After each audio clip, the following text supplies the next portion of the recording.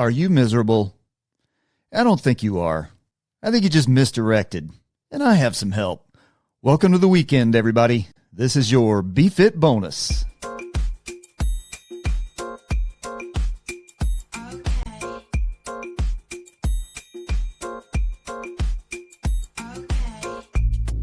Hey everybody, welcome to Be Fit bonus. The $20 bill you found in Balanced Fit Radio's pants pocket. Just a few thoughts you can carry into the weekend and bat around a little. Nothing mystical here, just useful, hopefully. I'm Scott. Let's get into it. So based on anecdotal evidence, which is to say all the screens we stare at all day long instead of hanging out with, actual other humans, everyone is miserable, exhausted, convinced that no era in human history has ever been this bad, and has unconditionally surrendered to a slow march to impending doom. That sound about right? And I might feel that way too if I never put my phone down. But here's the truth. Ain't nothing in the world could be further from reality. War, poverty, starvation, crime, disease, illiteracy, every damn awful thing humans endure or inflict on one another, well, it's existed for millennia. There's nothing new under the sun, people. Actually, one thing is relatively new, and it coincides directly with a spike in angst and depression we're seeing. Weird. Human behavior isn't new. What is new is that you know all about it. All of it, all the time, instantly in high definition with commentary designed to make you anxious, angry, or hopeless, followed by a strategically targeted ad. Do that the next time you're scrolling on your favorite social media platform. Notice what you're seeing in your feed. You get a little something that makes you happy and smile, spikes your little dopamine, and you get a little something that makes you angsty, and then you get an ad. Or it might be the other way around, depending on what they're trying to sell you. That's all it's there for, people. As long as you know that, we're okay. Human beings were never designed to know all the things. It's too much being fired at us all at once. We're empathetic creatures. We are not built to emotionally metabolize the entire suffering of the planet before breakfast. So the current cultural mood? Yeah, it's counterfeit. It's a false narrative built on social engineering. You're being fed the worst pixels of a massive, complex, and beautiful image. So let's pause and ask an obvious question. If I'm miserable because everything is awful, am I actually doing anything about it? Can I do anything about it? All right, stop acting like a victim. The answer is yes. But here's what the purveyors of misery, those who profit and gain power through your declining fitness, are super thrilled you don't realize. You have agency, you have self-control, you have a say. But to recognize this truth, you have to make the big picture much, much smaller. You have to grow up and understand you cannot fix the world.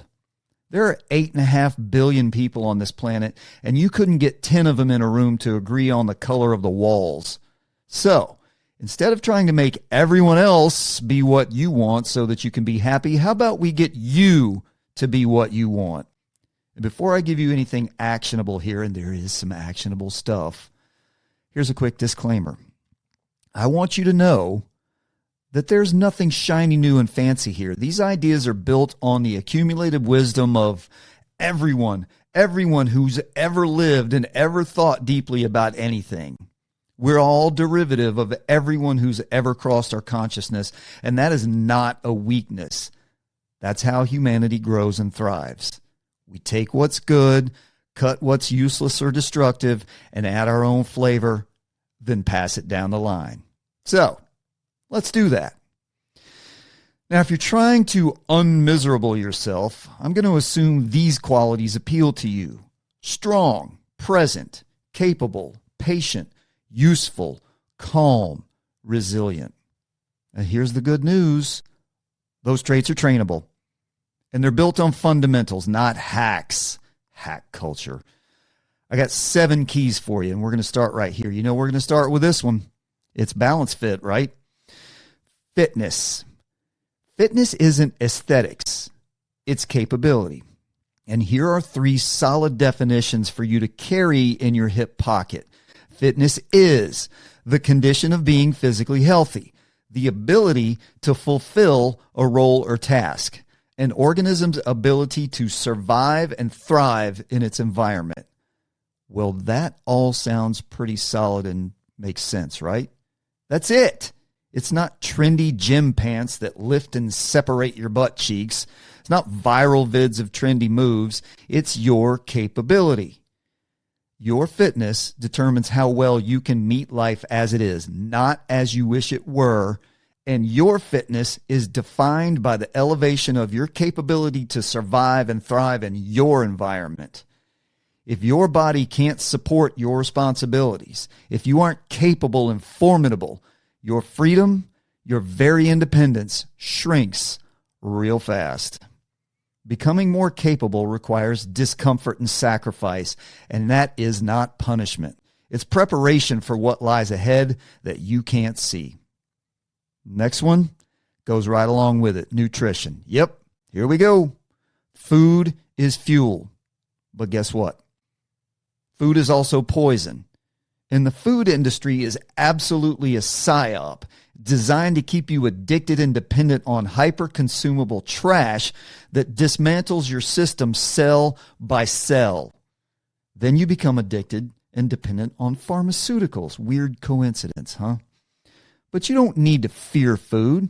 You need to understand it, manage it, harness it, control it, enjoy it, understand it, use it intentionally. You got to be able to control what's going on there. When food is unconscious, it runs you. When it's conscious, it serves you. And that's what we're looking for. We're looking for our food to be the fuel of our lives. And here comes a good one. Intoxicants. This is the one that makes people squirm, which is usually a sign that it matters. And here's the grown-up take. Alcohol? Oh, I hate this word. The word literal and literally gets wildly overused and misused, but in this case, it works very well. Alcohol is literal poison. It damages organs, wrecks families, and slowly steals tomorrow from today. There's no debating that alcohol is the most destructive drug in human history. But here comes fentanyl sneaking up on its heels. Drugs, even your beloved cannabis, that stuff you trying to push on kids these days, well, drugs damage the brain's prefrontal cortex, especially in adolescence. Drugs cause multi-system organ failure, plays havoc on your neural network, and crushes your immune system. Just stop. Stop it now. No one in the history of time has ever been at the end of their life and said, you know what? I really regret quitting drinking and drugs. I wish I'd been drunk and high more. Man, I wasted so much of my time being sober. If you want clarity, resilience, and agency, this is an honest audit worth doing. Do you want to be intoxicated or do you need to be intoxicated? Either answer is pernicious. Moving on. Next key, sleep. This is your body's recovery and revitalization mechanism. Do not ignore it or it will crush you. Sleep is not optional. It's the reset button for your nervous system. Ignore it and your body will collect the debt and it'll come with 30% interest. Create a routine. Go to bed and wake up at roughly the same time.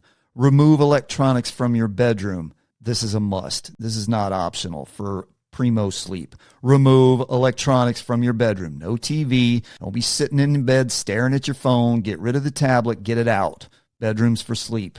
And a couple other things, but that's a different show. Protect sleep like it matters, because it does. Next up, service. Willing sacrifice is a cornerstone of being human. Let me say it again. Willing sacrifice is a fundamental element of humanity. That is service. Serve future you with today's decisions. Serve your community. There are countless ways. Serve God. Serve your spouse and children. Serve your country, whatever. Just shift the focus outside of self and be active. There is no greater exercise for the enrichment of your spirit. When the focus shifts outward, the spirit stabilizes. Self-absorption is exhausting. Service is energizing. Try this on for size when you see an opportunity to serve, an injustice, a need, a void that needs filling. Instead of pointing your ridiculous little phone camera at it, stand tall, put fear aside, and say, "Here am I, send me." Next up, human connection. Oh boy, we cannot live through screens. My God, we've been trying and the dealers have been pushing, but we have to stop this self-destructive insanity. We need faces. We need voices. We need eye contact. For the future of humanity, please, please put your phone down every now and then. Get outside and talk to people, face to face. No electronics. If we lose the human connection, we've lost everything, and then, life really will be pointless. You want improved mental health? This is not optional. Connect with people, real, imperfect, fallible, broken, messy, hilarious, beautiful people. Stop hiding from reality in a counterfeit screen world where everything is posed and intentional. It's destroying your soul. Next up, that takes us to the quiet assassin, digital consumption. Our addiction to digital media, especially phones, because it's right there all the time, is dismantling our attention, our posture, our mood, and sense of meaning. It's physically altering us and mentally taking us apart cell by cell. And I'm wondering how long it will be before we're born like some dystopian Lego man, nearsighted, head bowed, with one elbow bent and a thumb hovering, ready to scroll things you aren't really seeing and will never remember. But a phone is just another tool. You don't need to eliminate it. You need to domesticate it, tame it, and control it. Use it for communication, productivity, and entertainment. Don't let it hijack your limbic system and turn you into a drooling zombie, completely self-involved and utterly unaware. If you don't control what you consume, it will control and consume you. So here's the thread that ties all this together. Misery isn't usually caused by one catastrophic thing. It's caused by thousands of small abdications, surrendering your humanity bit by bit.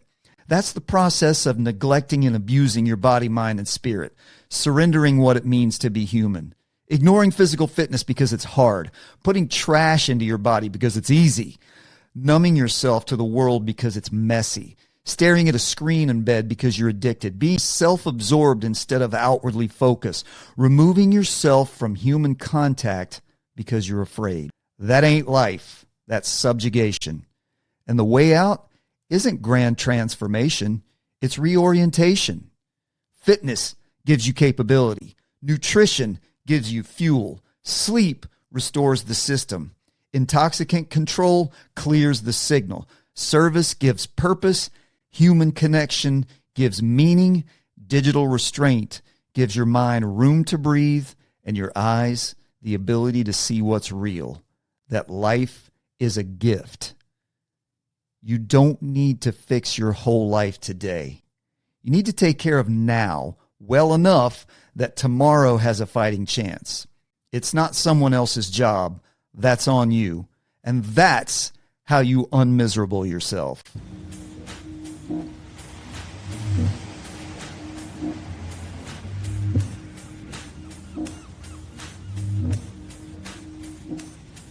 That's it for this Be Fit bonus. Take this into the weekend and put it into motion.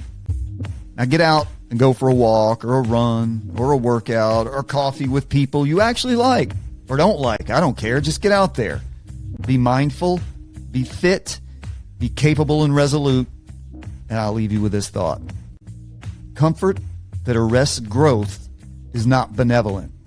Truth that invites effort is not cruelty. Enjoy your life. Take care of your body, mind, and spirit. Don't worry about the big picture. Just take care of now, right now. And don't have a good weekend. Have a joyful weekend, whatever that means for you. Peace out, homies, and I'll talk to you soon.